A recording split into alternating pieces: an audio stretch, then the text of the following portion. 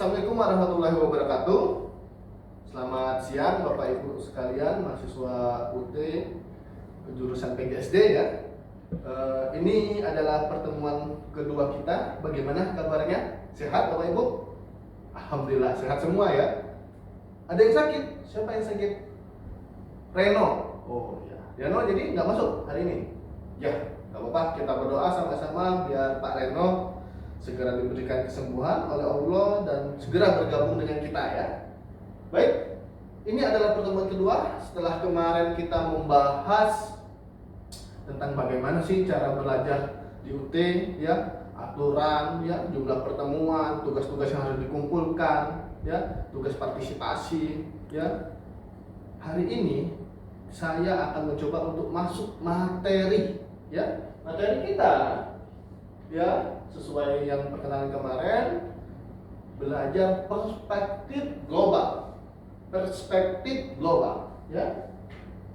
Baik, ini biodata saya, masih ingat ya sama saya Pak Restu ya, boleh dipanggil Pak Restu, boleh dipanggil Pak Azhar, bebas ya, asalkan sopan ya. Ini riwayat pendidikan saya sekilas ya, sudah saya kenalkan kemarin.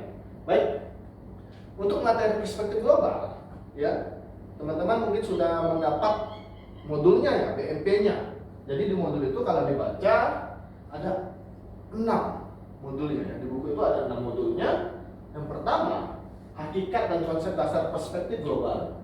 Terus ada perspektif global dilihat dari ilmu sosial dan ilmu terkait. Pentingnya kesadaran dan wawasan perspektif global.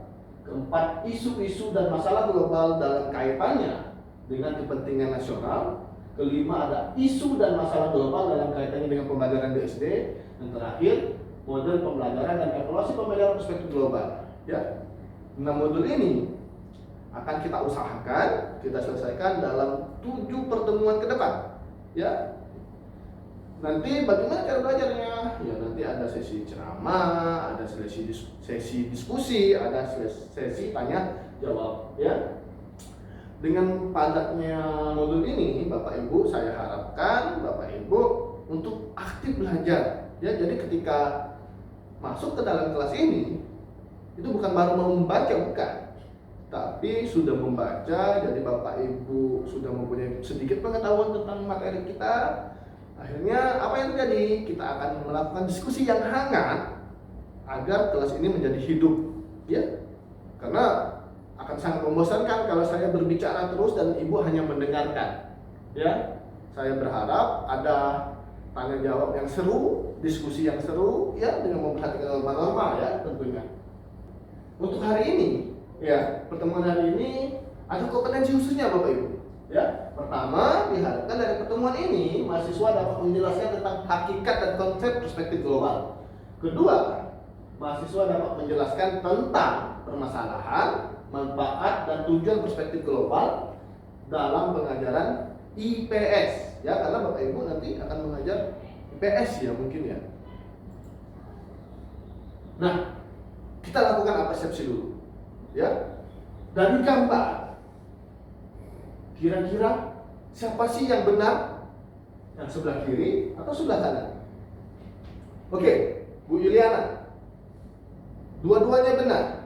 Tergantung siapa yang memandang ya. Kalau dilihat dari sebelah kanan, benar dia 9. Kalau dilihat dari sebelah kiri, benar dia ucapkan 6. Oke, gambar selanjutnya kita lihat. Nah, gambar ini bagaimana Pak Ahmad?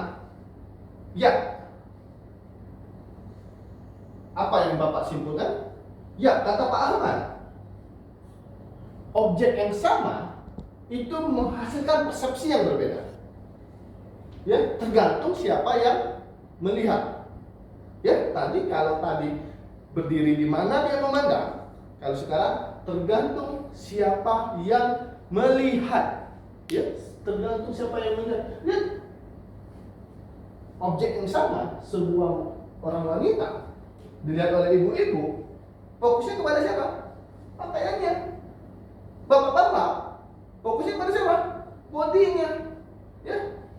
Sangat berpengaruh siapa yang memandang dalam sebuah objek. Nah, ada gambar lagi nih. Ya. Ada orang yang teriak good, ada orang yang teriak lem. Mana yang benar? Siapa yang akan selamat? Kira-kira? Ya, Bu Yanti. Gimana Bu Yanti? Oke, Bu Yanti jawabannya bagus. Ya, kalau orang yang di daratan, dia senang melihat perahu. Dia berpikir, dia akan selamat dengan naik perahu. Tapi ketika orang yang di perahu melihat daratan, dia berpikir, alhamdulillah, sudah capek dia itu mungkin mendayung. Akhirnya saya bertemu tempat istirahat. Ya, tergantung kepentingan berarti. Ya. Gambar terakhir kita lihat coba. Nah, ya, ini adalah perspektif. Ya, bagaimana ternyata media bisa memutarbalikkan fakta. Apa yang menurut Pak Badril dari gambar itu? Ya, benar. Ternyata kejadian yang sebenarnya belum tentu sesuai dengan yang diberitakan di media. Ya, jangankan kita melihat video, Bapak Ibu. Maksudnya jangankan kita melihat gambar. Ya, melihat video pun kadang-kadang sudah bisa dimainkan.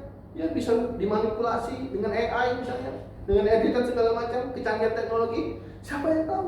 Ya. Dari situlah Bapak Ibu, ya, kita penting untuk belajar perspektif, khususnya perspektif global. Baik, dari seksi tadi kira-kira, ya, bagaimana sih menurut Bapak Ibu perspektif itu apa? Ya, Bu Yunita, apa? Gambaran. Oke, kita tampung Bu Yunita, bagus, terima kasih. Ya, Pak Badril. Oke, sudut pandang. Apalagi Pak Badril?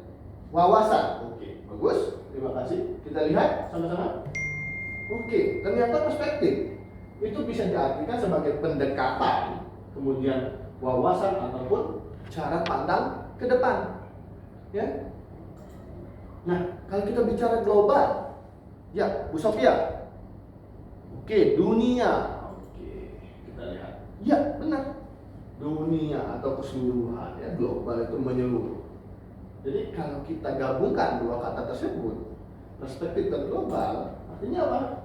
Bahwa cara pandang atau sudut pandang untuk menyikapi dunia, ya, pandang dan cara berpikir terhadap suatu masalah, ya, suatu hal, kejadian dari sudut kepentingan global atau internasional. Baik, apa sih Pak perlunya pendidikan perspektif global diajarkan di sekolah? Ya penting Bapak Ibu. Ada bisa menjawab? Ya, Romi. Gimana Pak Romi? Oke, Pak Romi, bagus jawabannya. Bahwa, ya, ternyata di era global itu terjadi interaksi. Interaksinya antar siapa? Ya, benar, antar negara, transnasional. Terus apa lagi? Ya, benar, antar budaya, multikultural, atau apa? Bisa menyeberang, cross kultural, saling mempengaruhi. Aktornya atau pelakunya siapa? Ya, kita manusia, individu, ya. Kita ini ternyata berpengaruh juga terhadap global, ya, atau kelompok yang lebih besar, atau organisasi, atau bahkan negara dan bangsa, ya. Jangan salah Bapak Ibu, ya. Manusia secara individu itu juga mempunyai pengaruh terhadap global, ya.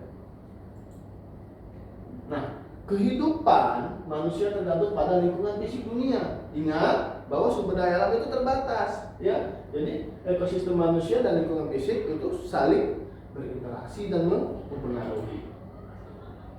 Nah, ya, bagaimana sih Pak ciri-ciri masyarakat global? Yang pertama, tertarik dan peduli terhadap kejadian dan kegiatan pada masyarakat lokal, nasional, dan global. Bagaimana itu maksudnya Pak? Ya, kita sebagai individu, kita tertarik terhadap kejadian apapun yang terjadi di sekitar kita, di negara kita misalnya, atau di dunia, misalnya di lokal. Oh, sekarang tadi terjadi kecelakaan di jembatan Ampera misalnya, ya, itu kan lokal. Kalau nasional misalnya, oh Pak, sekarang lagi heboh Pak, ada akun pupu papa, nggak tahu siapa yang pemiliknya. Nah, atau global misalnya, global, Pak, perang Israel Palestina itu sedih nih lihatnya, sedih sekali lihat warga Palestina di genocide gitu, ya kan? Nah, itu artinya kita peduli terhadap global, ya. Terus aktif mencari menyimpan informasi yang bersifat dunia, ya. Bagaimana ada aktif coba? Pagi-pagi buka mata, apa yang dicari? Handphone. Habis mandi, makan, apa yang dilihat? Scroll handphone. Sambil bekerja, kadang-kadang sekali scroll handphone lagi, ya kan? Sepanjang hari kita menggunakan handphone kita, lihat scroll, baik itu mencari informasi penting maupun sekedar hiburan. Ya artinya kita secara aktif mencari informasi. Terus bisa mempunyai sifat terbuka, mau menerima setiap adanya perbaharuan. Ya, masyarakat global itu sangat terbuka terhadap pembaharuan yang terus terjadi. Ya, apalagi sekarang pembaharuannya sangat cepat. Ya, perhatikan saja misalnya yang Bapak Ibu sekarang pegang itu handphone. Nah, handphone apa itu? Baik, iPhone ya Bu, iPhone 16. Nah, artinya Ibu ini apa? Sedang melakukan pembaruan. Kemarin pegang handphone iPhone 15, sekarang 16. Ya, dulu pertama sekali apa? Nokia. Kemudian apa? BlackBerry. Kemudian Android. Sekarang tidak keren kalau tidak pakai iPhone. Itu artinya kita terbuka terhadap sebuah pembaharuan. Ya, pembaharuan itu apalagi sekarang sangat cepat terjadi. Ya, terus ciri masyarakat global harus mampu menyeleksi informasi disesuaikan dengan kebutuhan dan kondisi sosial budaya masyarakat kita. Bapak, Ibu, di benak kita sebagai guru nanti kita harus bisa, ya, memfilter anak-anak kita, memberikan pemahaman terhadap anak-anak kita bahwa setiap tontonan belum tentu bisa menjadi tuntunan. Ya, bahwa setiap yang dia lihat, mereka dengarkan, ya, itu belum tentu cocok dengan budaya kita, belum tentu cocok dengan norma-norma yang ada di lingkungan kita. Jadi tidak setiap semuanya bisa kita langsung terapkan, bisa semuanya kita langsung pakai. Semuanya harus kita pilih dan pilah. Ya, kita pilih yang baik, kita buang yang buruk. Baik, ya, sebagai guru, Bapak Ibu harus bertindak apa? Ya, yang pertama harus juga tertarik terhadap kejadian yang ada di lokal, nasional maupun global. Ya, kalau kita tidak tertarik, kita tidak peduli dengan sekitar, apalagi dengan nasional atau global, maka kita akan tertinggal informasi. Ya, informasi itu penting Bapak Ibu untuk menambah wawasan kita, apa yang sedang terjadi saat ini, untuk kemudian kita harus beradaptasi menyesuaikan dengan perkembangan zaman. Terus, ya, aktif mencari dan menyimpan informasi yang bersifat global. Dan terakhir, nah tadi kita harus mampu dulu nih menyeleksi informasi tersebut. Jangan sampai kita menyebarkan hoax atau berita yang salah atau yang keliru terhadap peserta didik kita.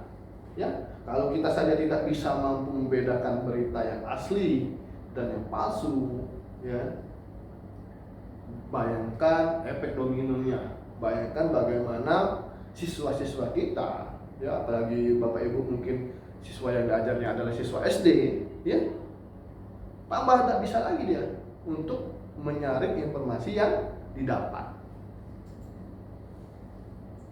Baik, dari tadi, ya, tentang perspektif global, kira-kira apa yang bisa kita simpulkan? Ya, Bu Sophia, apa Bu?